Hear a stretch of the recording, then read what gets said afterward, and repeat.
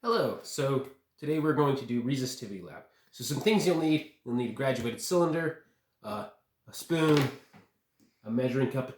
I'm using a half teaspoon measuring cup, or measuring spoon.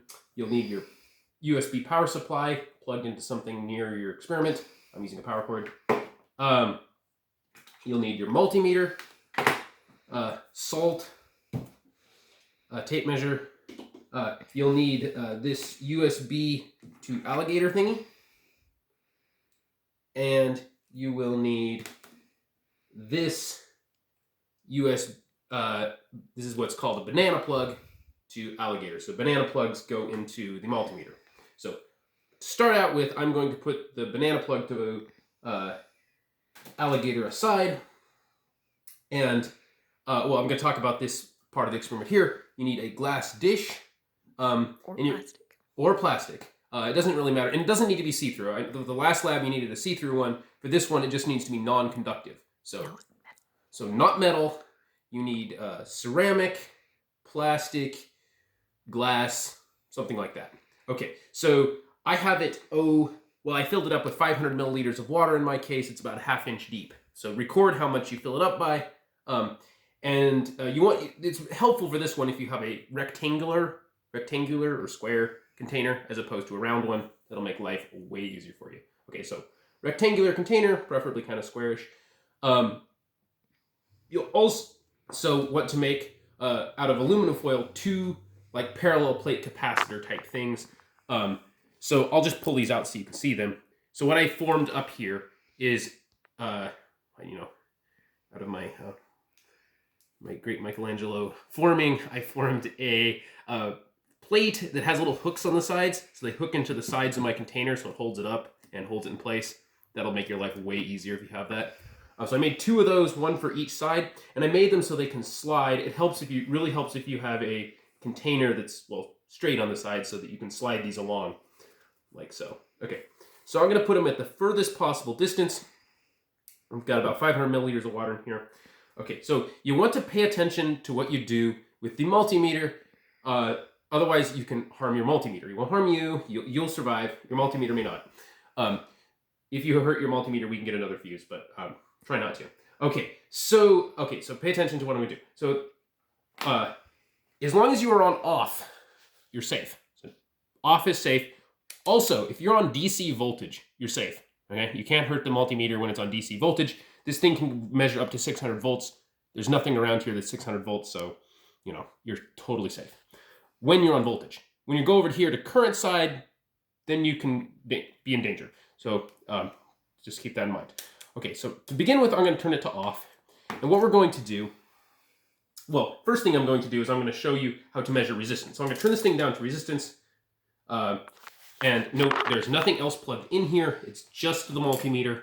I'm turning it to, let's try 20K resistance. I touch it here to the things, and I do not get a stable reading. Maybe you will, I doubt it, but I do not get a stable reading, so this is not a good way to measure resistance. If I had just a regular old resistor, then doing this would work. But the water is not a very easy thing for this multimeter to measure, so that doesn't work. You'll need a higher current. Okay, so let's turn this off. Okay, so what we're going to need to do to measure resistance is we're going to have to use V equals IR. We're going to get, instead of using this to measure resistance, we're going to use this voltage supply. So this will supply voltage.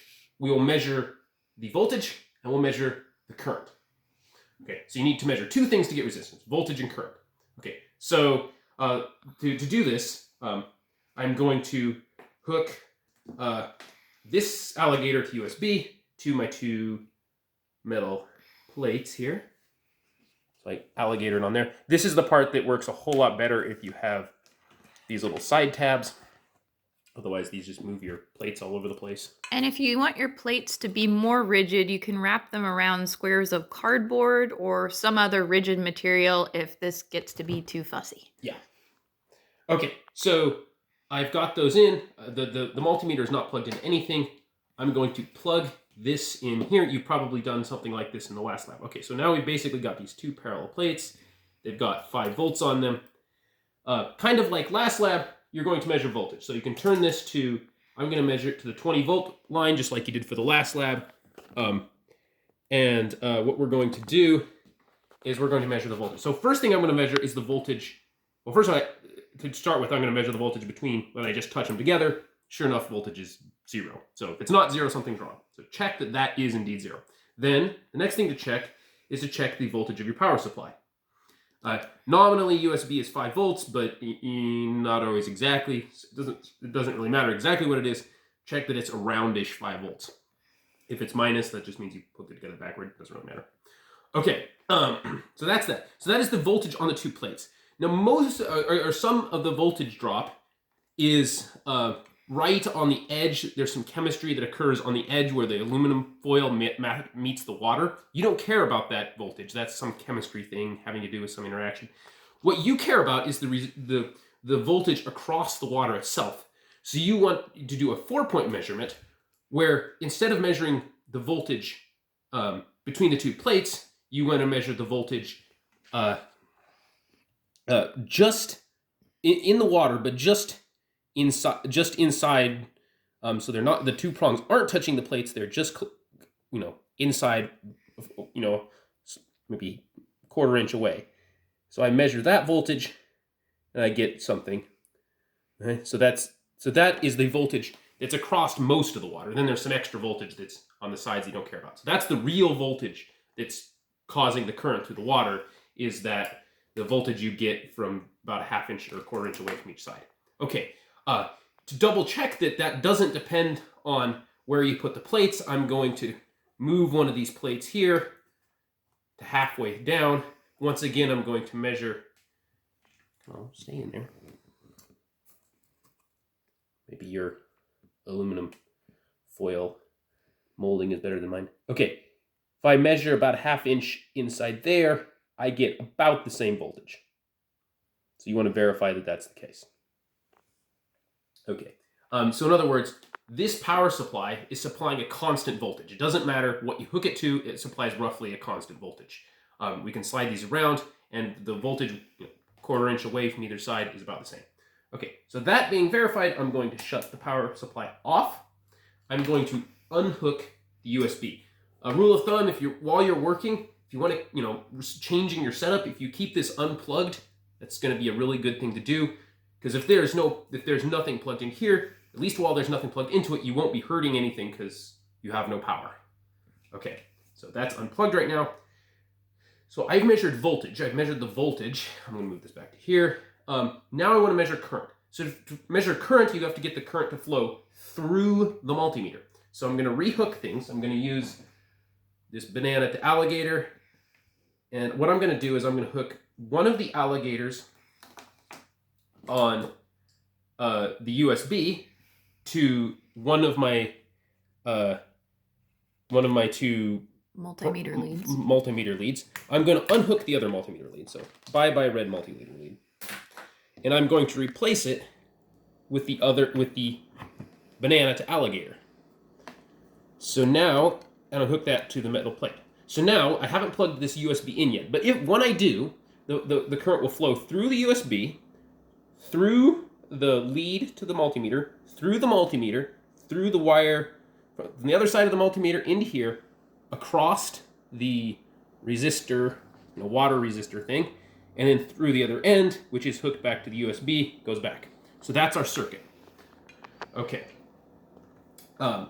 So for this part, you're going to want to turn it to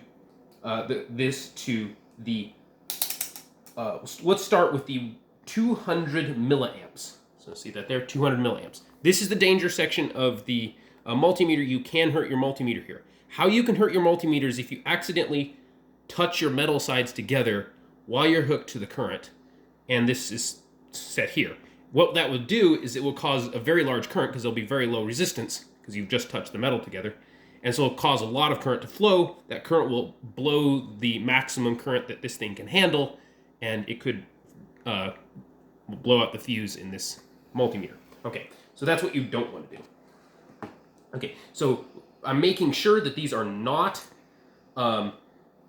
touching, so the metal is not touching, and you want to double make sure that if the current flows through the multimeter, it also has to flow through the water. The water has enough resistance that the current will be small enough that it won't hurt the multimeter. Okay, so that all being verified, I'm going to plug the power supply in, and I get a reading. So I'm actually going to switch it to the 20 milliamps reading, max reading, because it's small enough that I can measure it that way, and I get a certain amount of current.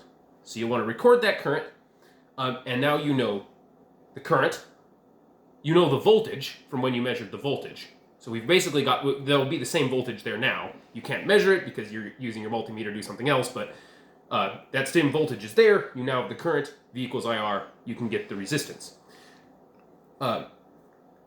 You can change your width here. Make sure you don't take it to 0, remember, because if you take it to 0, bad things happen. But you can change this, and you can watch the change in the current, and therefore determine the change in the resistance of the water. When you do this, of course, you'll want to measure so you can record for your lab how much different you got. Don't touch this. I think this might be conductive, so you might just kind of measure to the side. So that gives you that. So you can do some there. Another thing another part of the lab you want to do is while you're doing this, you can just dump in some extra water. So that was another 100 milliliters. I started out with 500. I added another 100. You might want to add a couple more hundreds just to double it or so. Whatever you do, record what you do, and you'll watch how this changes and record how the resistance changed when you changed the volume of water. So you'll want to know the area of your pan, and you'll want to know the depth change of the water. Mm-hmm. And you can get that like so. So I'm up to like a ½ inch now. Having a towel around might also be handy. Okay, so that's good. Okay, so now what I'm going to have you do is change this to the 200 milliamp. Okay, because we're about to do something that's going to cause the current to increase. Okay, so change to 200 milliamps. And then what you're going to do is you're going to put in a small amount of salt. So you know what, make sure you're at your full length here. Pull these in. And you can use just a bit of salt. Record how much salt you use. I'm going to use about a 1/4 teaspoon. Should be sufficient. So I take this here. So record your current beforehand. Dump in your salt.